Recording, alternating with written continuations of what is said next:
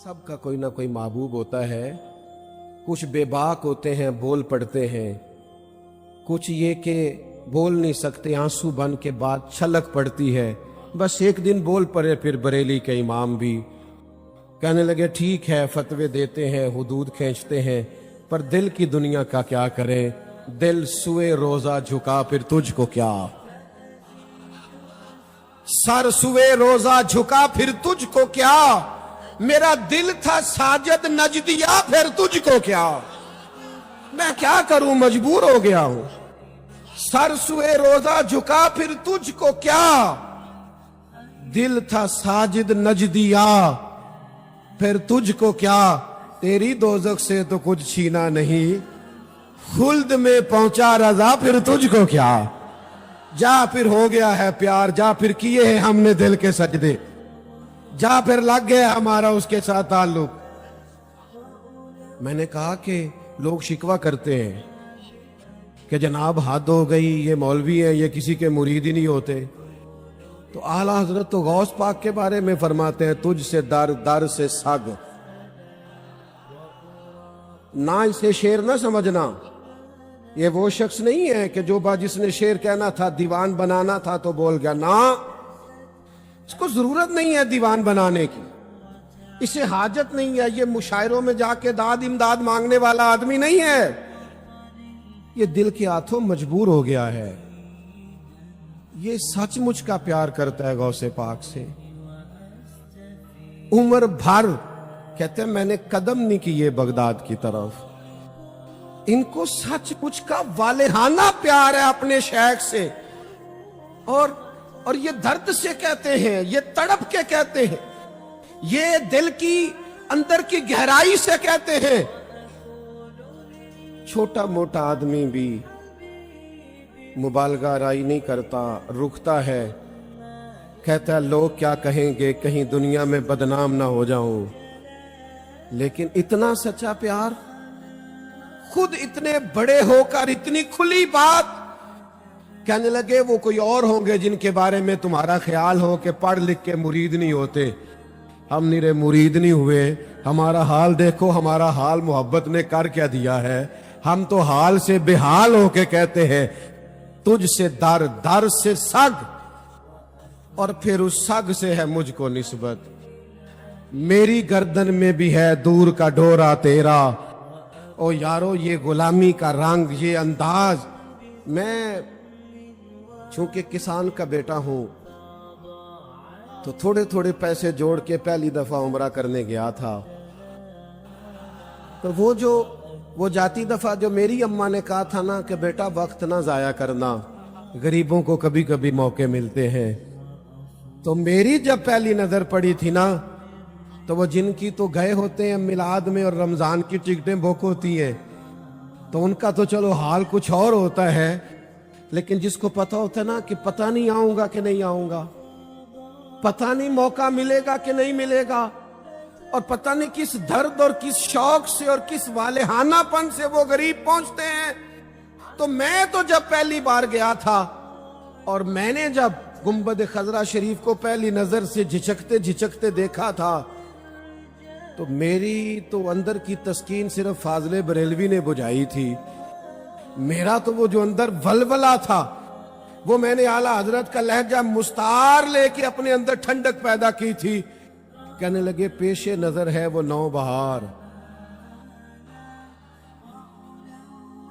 ये आदमी झूठ नहीं बोलता, वल्लाह ये हमेशा सच कहता है, ये हमेशा सच कहता है। ये सच कहने लगे लोगों, ये सिर्फ अबू बकर सिद्दीक का ही दिल बेकरार नहीं, ये सिर्फ मौला अली का ही दिल बेकरार नहीं, ये सिर्फ मेराज से लौटने वाले दूल्हा को देखकर सैयदना बिलाल का ही दिल बेकरार नहीं, ये सिर्फ हजरत सलमान फारसी जिन्होंने सदियों बाद रुख देखा था, सिर्फ उन्हीं का दिल बेकरार नहीं।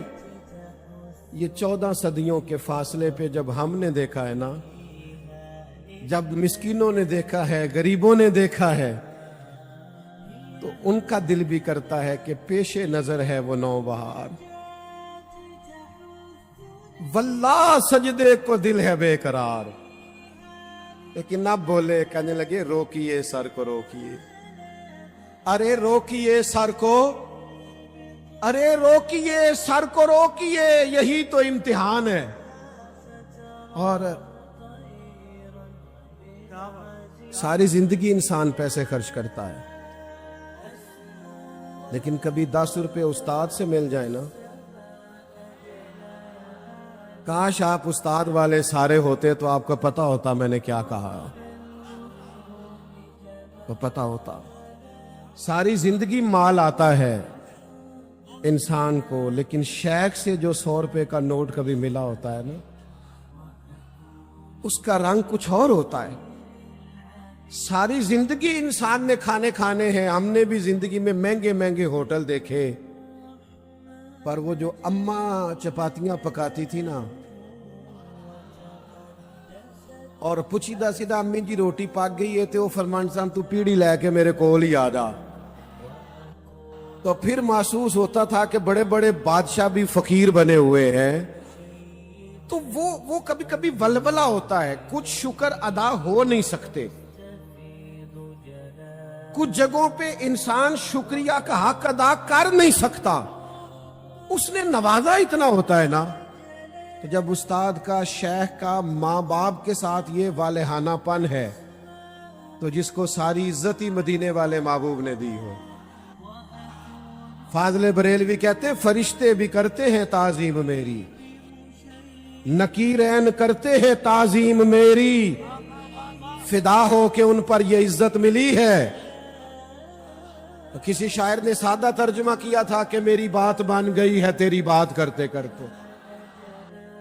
मेरे कॉलेज के एक दोस्त ने एक दफा कहा, यार नौकरी से बड़े थके हुए हैं, कुछ दिन चले ना ठंडे इलाके में सैर सपाटा करने के लिए। तो मैंने कहा तू थका होगा, हमारी तो नौकरी बड़ी मजेदार है। मैं अपनी हयाती तो कुर्बान थी, वहां मोहम्मद मोहम्मद पकींदे गुजर गई। जब सारा कुछ मिला दरवाजा महबूब से है ना, तो फिर आला हजरत फाजल बरेलवी कहते हैं, जब हम मदीने गए ना, फिर समझ नहीं आ रही थी क्या करें,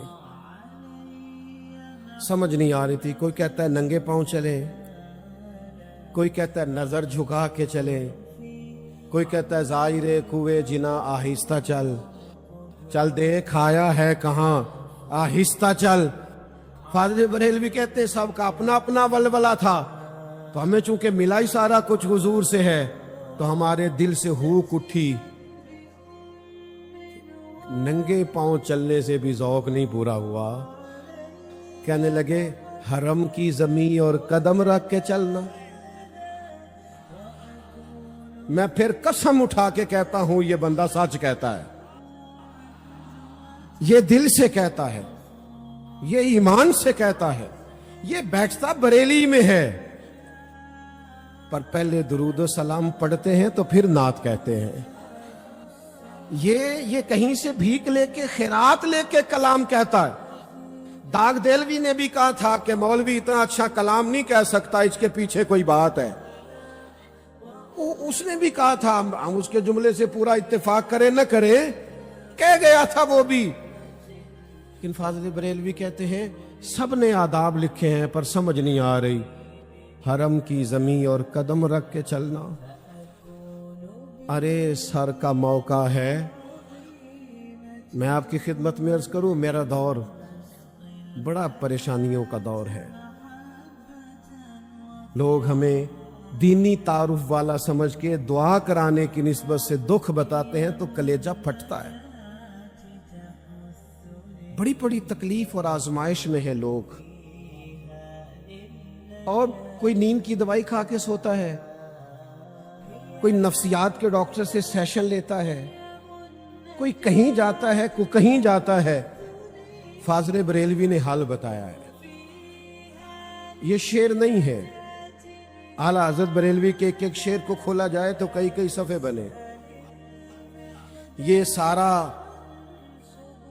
सलाम रजा इसकी शरह कर दी जाए तो सीरत पर मजबूत काम हो जाए, फजाइल शुमाइल खसाइल इकट्ठे हो जाएं, एक जगह यकजा कर लिए जाएं, ये भी एक तहकीकी मकाला हो जाए। बस बात समेट रहा हूं। आला हजरत कहते हैं दिल परेशान होना تو بعض اوقات کسی کو دکھ سنا کے بھی بندہ ہلکا ہوتا ہے. نہیں آپ کسی سے کہیں تو وہ محسوس کرتا ہے کہ یار یہ پتہ نہیں. ہمارے گھر میں تو کوئی بہت زیادہ بیمار ہو تو ہم کوشش کرتے ہیں جمعے میں دعا نہ کرائیں, کسی کو غلط فہمی نہ ہو جائے کہ نہیں کوئی ضرورت تو نہیں. یہ بڑا بچ بچ کے چلنا پڑتا ہے. چٹی چادر بڑی جلدی اس پر دھبا نظر آتا ہے. بڑا محتاط ہو کر کے وقت گزارنا پڑتا ہے بھائی.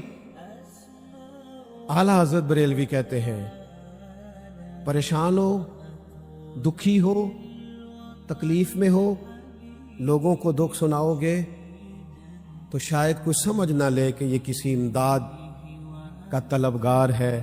فرماتے ہیں بڑے دکھی ہونا تو میرے نبی کی نعت پڑھا یا سنا کرو, حضور کی سیرت پڑھا یا سنا کرو, کریم کی بات کیا کرو. حضور کیا ملے گا؟ فرماتے ہیں ان کی مہک نے دل کے غنچے کھلا دیے, وہ جس راہ چل دیے ہیں کوچے بسا دیے ہیں, اور میں ان کے نثار کوئی کیسے ہی رنج میں ہو.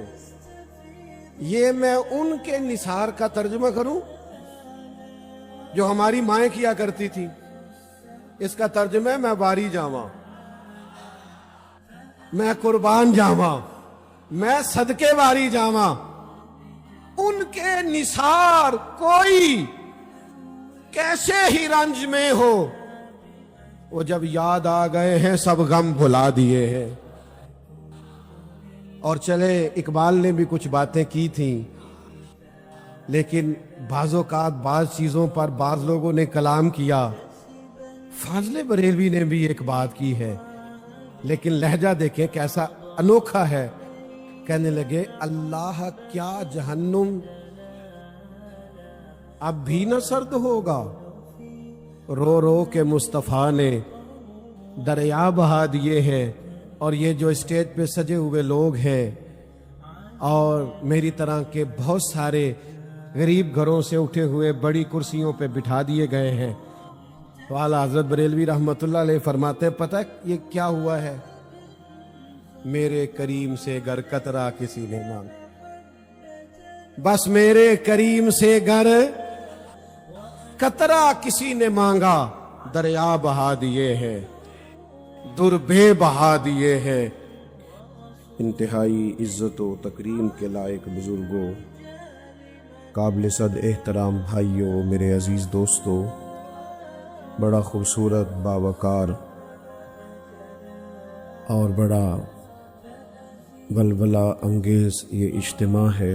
عالی مرتبت استاذ العلماء عمدۃ الفضلاء حضرت علامہ قبلہ مفتی محمد طاہر تبسم قادری صاحب, آپ نے بڑی خوبصورتی سے اس کو سجایا ہے اور میرے جیسے چھوٹے آدمی کے لیے یہ مشکل پیدا کر دی ہے کہ اتنے بڑے بزرگوں کے بیچ لا کے کھڑا کر دیا ہے. کیسا دستور زباں مندی ہے تیری محفل میں,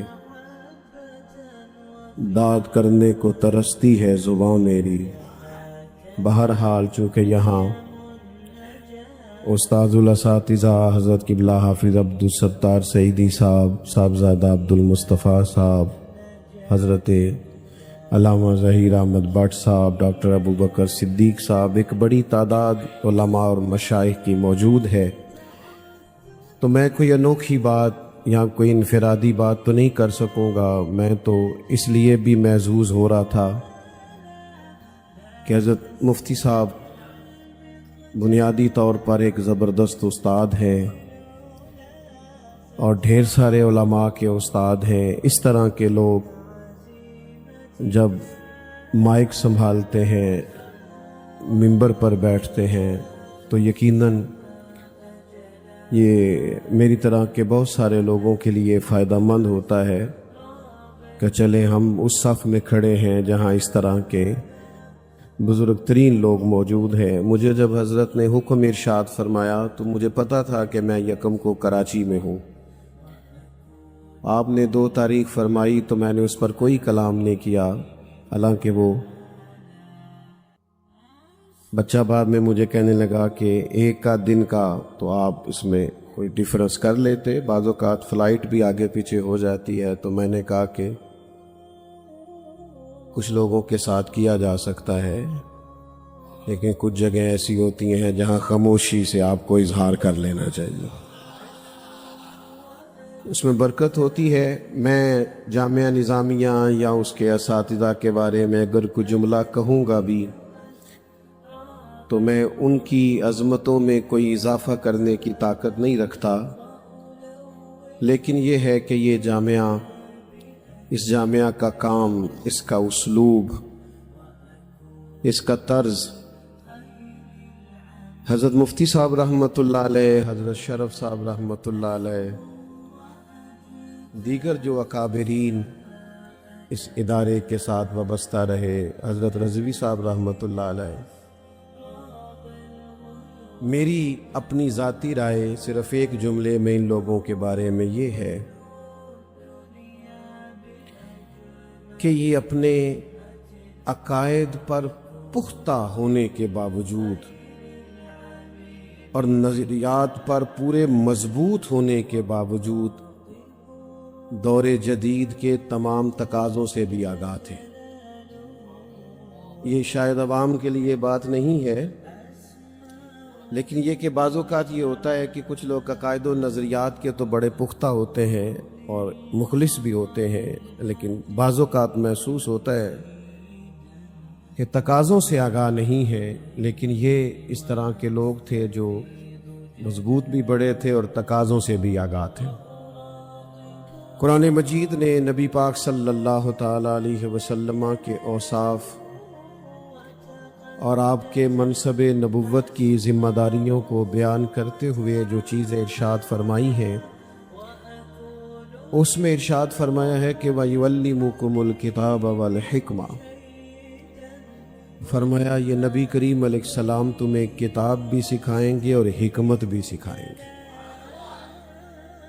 دانائی بھی سکھائیں گے، تدبر بھی سکھائیں گے، سمجھ بوجھ بھی سکھائیں گے۔ وہ کتنی کو بڑی چیز ہے جس کا تذکرہ اللہ تعالیٰ نے کتاب کے بالکل ساتھ فرما دیا ہے کہ تمہیں کتاب بھی سکھائی جائے گی اور حکمت بھی سکھائی جائے گی۔ بہت سارے لوگ بہت زیادہ باصلاحیت ہوتے ہیں، لیکن دانا نہیں ہوتے۔ اس کا نتیجہ یہ نکلتا ہے کہ اپنی صلاحیت سے کوئی فائدہ نہیں اٹھا سکتے۔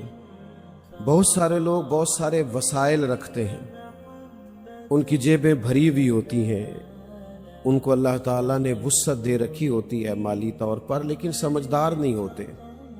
میری رائے یہ ہے کہ کمانا اتنا بڑا فن نہیں جتنا کمائے ہوئے پیسوں کو لگانا فن ہے، کہ آپ خرچ کیسے کرتے ہیں اور آپ نے اخراجات کو کیسے مینج کیا۔ کامیاب وہ تاجر ہوتا ہے جسے لگانے کا فن آئے، گھر کا سربراہ بھی وہ کامیاب ہوتا ہے جو اخراجات کو صحیح طور پر ترتیب دے سکے۔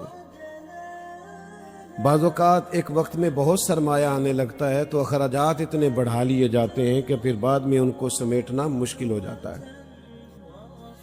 اسی طرح سے میں نے دیکھا ہے کہ بعض لوگوں کو اللہ بڑی شہرت عطا کرتا ہے، بہت زیادہ باصلاحیت نہیں ہوتے، بہت بڑا بیک گراؤنڈ نہیں ہوتا، لیکن شہرت اللہ دیتا ہے، لوگوں کے دلوں کو اس طرف مائل کر دیتا ہے، لیکن وہ اس سے کوئی کام نہیں لے پاتے کیونکہ دانا نہیں ہوتے، حکمت نہیں ہوتی۔ آپ ذرا زیادہ توجہ کریں میری بات پر، میں نے واقعی مختصر گفتگو کرنی ہے۔ میرے عزیز، دانائی، حکمت اگر اللہ تعالیٰ عطا کرے کسی شخص کو، اسے سمجھ بوجھ نصیب ہو، معاملہ فہمی نصیب ہو، وہ جذباتی آدمی نہ ہو، رد عمل دینے میں جلدی نہ کرتا ہو، اس کا یہ مزاج نہ بن جائے کہ کسی نے ایک پوسٹ کر دی اس کے بارے میں تو پھر وہ ساری صلاحیتیں اپنی اسی کو جواب دینے میں ضائع کر دے اور اس کا اپنا کام رہ جائے۔ وہ سیاںا آدمی ہو، سمجھدار ہو، پھر وہ دنیا میں کچھ کر جاتا ہے، کوئی خدمت اس سے ہو جاتی۔ اعلیٰ حضرت بریلوی رحمت اللہ علیہ، اعلیٰ حضرت کا کمال یہ ہے کہ اللہ تعالیٰ نے انہیں 55 علوم اور اب جو جدید لوگ تحقیق کر رہے ہیں 75 علوم، اور میں کوئی مشکل بات نہیں کرنا چاہتا، ایسے علوم نہیں کہ بس لکھ دیے کہ اس میں ماہر تھے، باقاعدہ اس پر آپ کی تصانیف موجود ہیں، اس پر ریسرچ ہوتی ہے، اس پر مقالہ جات لکھے جاتے ہیں، اس پر سیمینارز ہوتے ہیں۔ اتنے بڑے عالم تھے فاضل بریلوی، آپ ذرا توجہ کیجئے گا میری بات پر، لیکن کمال پتہ کیا حاصل تھا؟ وہ جتنے بڑے عالم تھے اللہ تعالیٰ نے اتنی انہیں حکمت بھی عطا فرما رکھی تھی، بڑی دانائی سے، بڑی سمجھ بوجھ سے، بڑی حکمت سے۔ دیکھیں بات بعض اوقات ایک ہی ہوتی ہے، لیکن کرنے کا، بتانے کا، سمجھانے کا، پڑھانے کا سلیقہ سب کو نہیں آتا، بات ایک ہی ہوتی ہے۔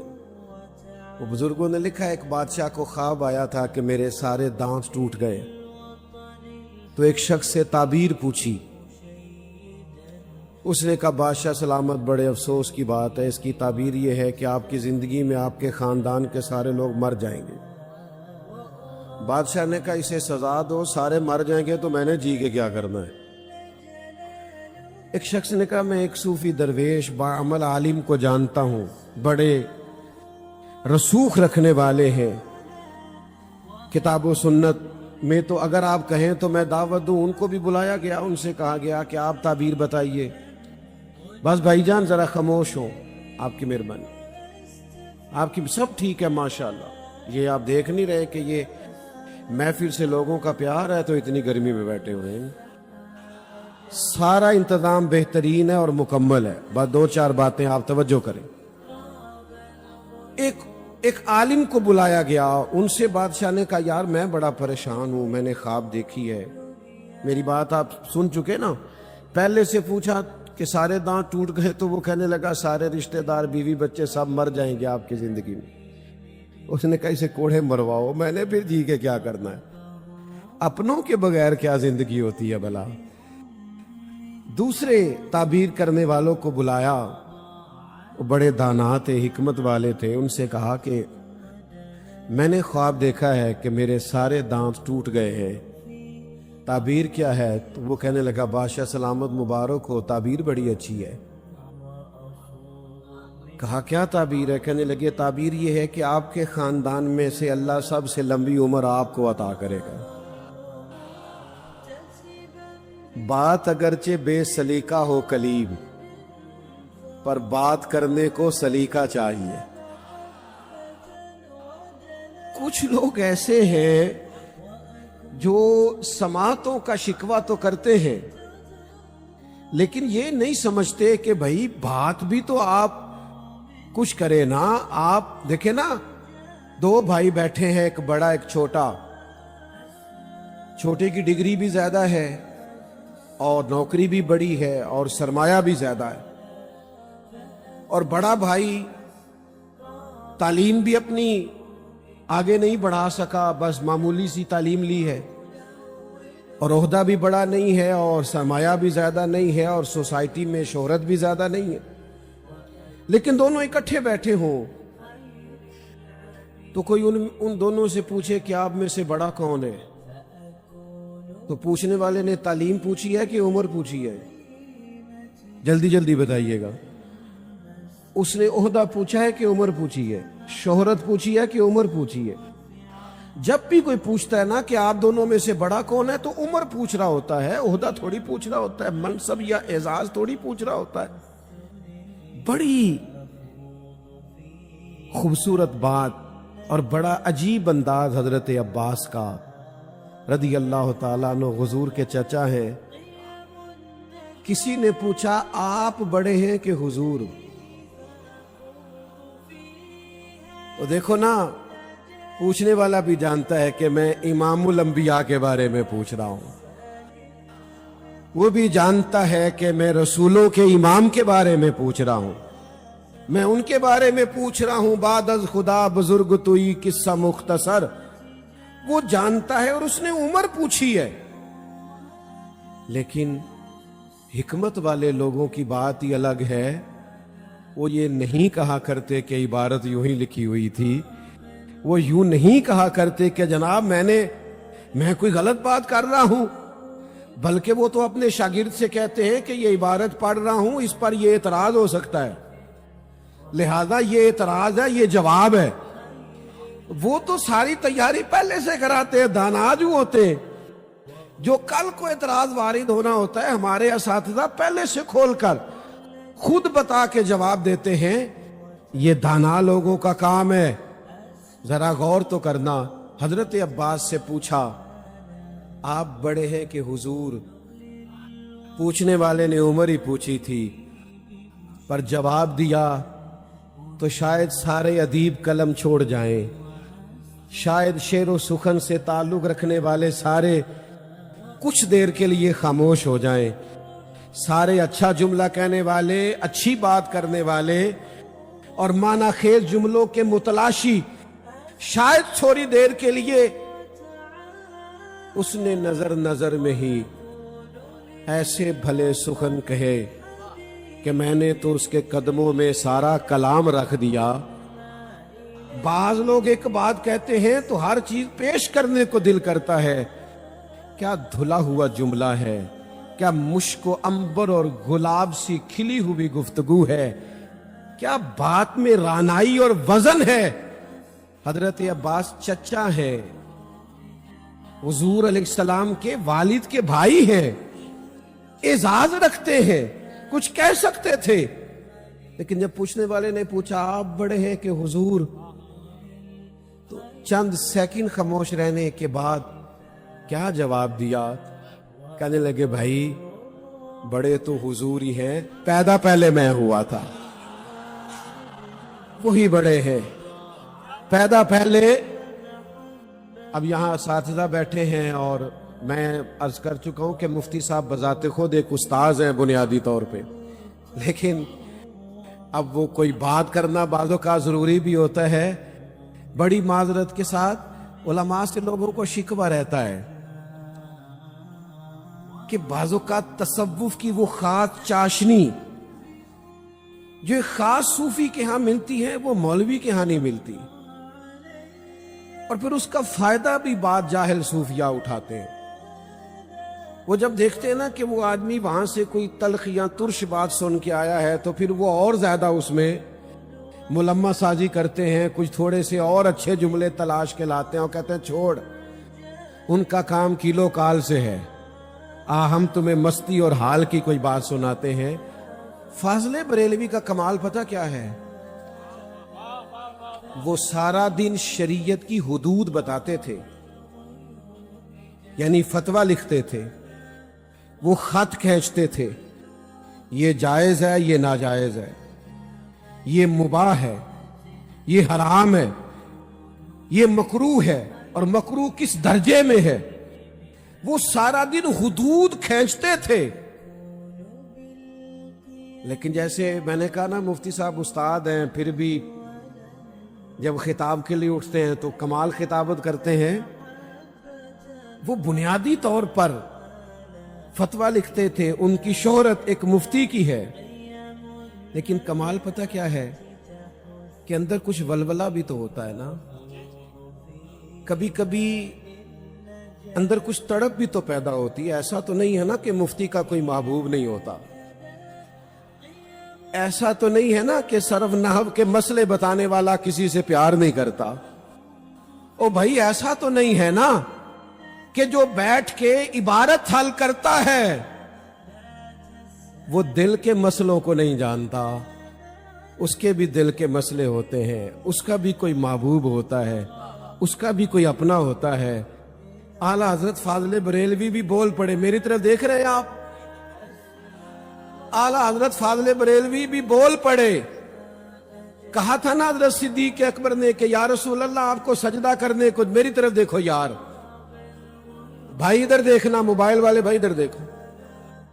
حضرت صدیق اکبر نے عرض کیا تھا نا حضور سجدہ کرنے کو جی چاہتا ہے، فرمایا نہیں، سجدہ سوائے اللہ کے کسی کے لیے جائز نہیں،